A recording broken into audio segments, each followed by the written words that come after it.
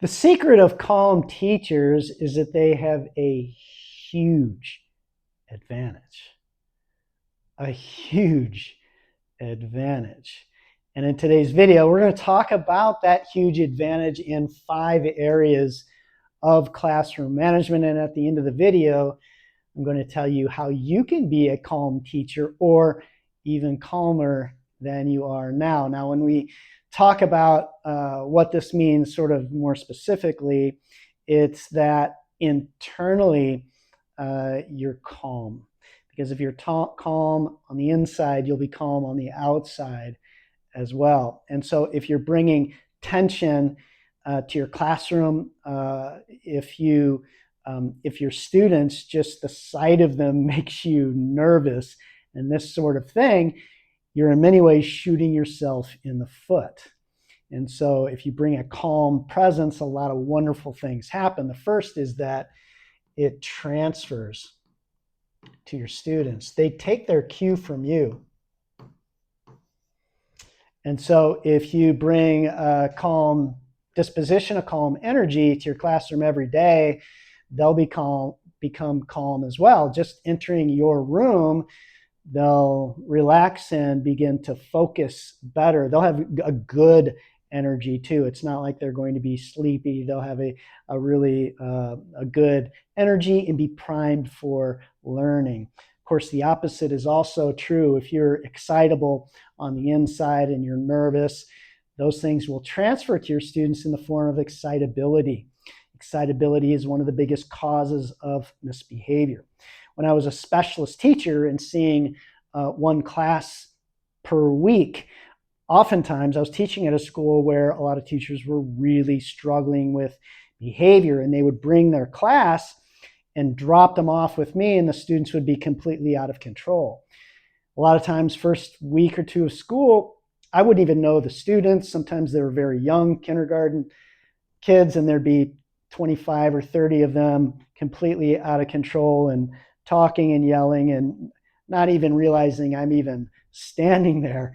And so what I would do is, in that case, you can't even begin talking to them. You can't ask for attention. They're not going to give it to you. You can't give instruction. They won't hear anything. And so I would just breathe in their presence and allow my calm energy to slowly overtake them, allow them to absorb my calm energy. I would walk up and down the line, saying hello calmly, giving fist bumps, making eye contact so they could see my calmness. I would then stand back and continue to breathe and smile at them calmly until they smiled back at me. And then I would invite them to breathe with me. And in just a couple minutes, they were calm and looking at me, and I could begin my instruction. This is just an illustration of the power of it. But if you just are calm every day from beginning a classroom to the end, and that doesn't mean you have to be perfect every time, but if you bring generally this calm disposition, your students are going to be much, much calmer. Next area is that students really respect it, because it shows you're in control, and it's a leadership quality, this calmness, and people admire it and they follow it. And kids, when you are calm like this, again, they relax because they assume you know what you're doing, that they can relax and trust in you. They trust in your word, especially if you're following through and doing what you said you were going to do. Next area is awareness. When I visit classrooms of teachers struggling with classroom management, they're very much, what's the right word, narrowly focused. They can't see. They're so absorbed in their excitable emotional state. They're so sort of nervous and flustered that their vision narrows and they can't see things going on in the classroom. They don't notice misbehavior. They don't notice when students are off task or anything like that. They're just they're blind to it. They also don't hear as well. And so when you're calm, your awareness expands. This is why you hear and see athletes who maintain calm do much better. They work as hard on their remaining calm as they do the actual physical aspects of their sport, because it's so powerful. They need to be able to see and hear. Their instincts have to be sharp, and it's the same in the classroom. Next area is communication. When you're calm, you communicate with much greater clarity. And I see teachers who talk fast, talk a lot, dovetail off topic a lot, and in their mind, they think they're being clear.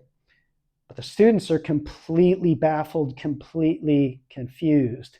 And so one of the things that you can do is to talk a lot less, cut the amount of talking you do by a half, and you get much better results. But if you're calm and your breathing and your heart rate is your normal rate, your slowest rate, well, then this will all come naturally, and the way you speak will be much more communicative. Okay, last one is, where am I? Oh, decision making is much better. And it's all related. But when you see things and your instinct is good and you have a really wide view and are able to observe and assess your students, you know when you need to pause.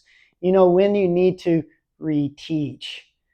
You know when you need to be more specific and detailed about something in particular. You just become a better teacher. But it all adds up to just this one thing, adds up to making things so much easier. Again, it's a huge advantage that I don't think people talk that much about it. And if you're used to bringing this kind of full-throated energy to your classroom, and you bring some of the tension going on in your normal life, or you become reactive when students misbehave or when things don't go your way, all those things make all of this. It's the absolute reverse of it.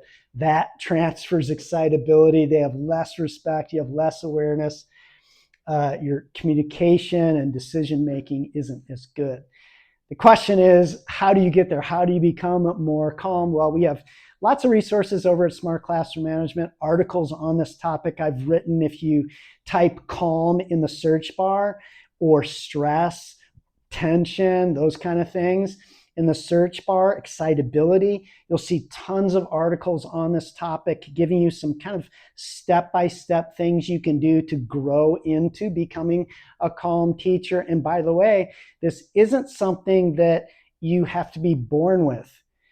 You may not be a calm person outside of school, but you can be in the classroom, and that's what those articles are meant to do. Also, I've written a book called Unstressed. Unstressed.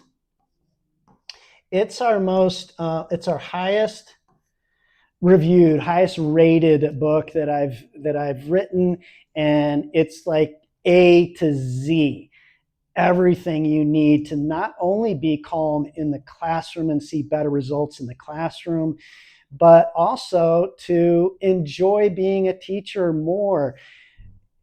Be able to leave school and not bring it with you, not to have stress outside of your life. So it's really a comprehensive approach to enjoying teaching without stress, no matter where you teach, whether you teach kindergarten or high school. I've taught a lot of high school, and this works as well with those crazy ninth graders as it did with that chaotic, or those chaotic kindergarten students that I had.